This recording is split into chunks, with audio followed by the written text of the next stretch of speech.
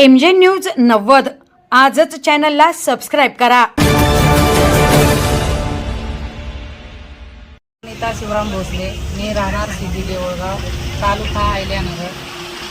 माझ्यावर असे अत्याचार होते की समोरचा येऊन आम्हाला रात्रंदिवस त्रास देतो, लुटमार करतो।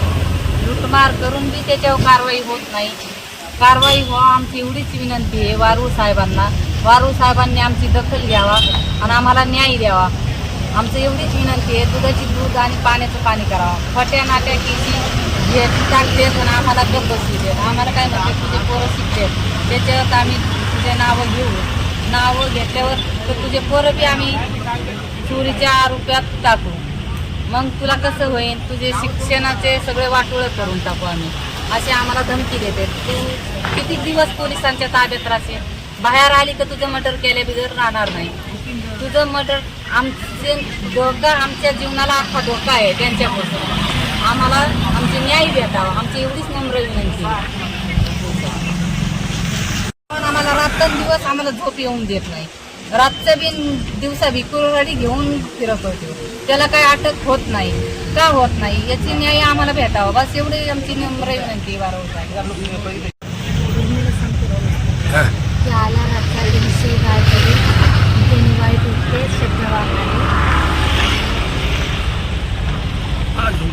आणि ते आल्यावर ते घरी आले वेल्डिंग मारत होते। ते घरी आल्यावर ते म्हणजे तुझा बलात्कार करून असं करून त्यांनी वाईट उठते शब्द वापरले।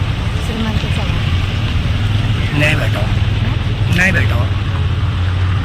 भेटावा, आम्हाला न्याय भेटावा।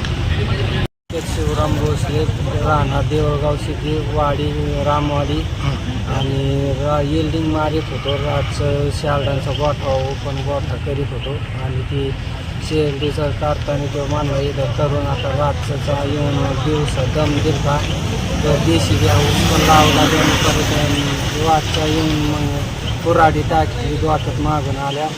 मला माहीतच नाही आल्याला ते आणि तू मग त्याने कुऱ्हाड टाकली।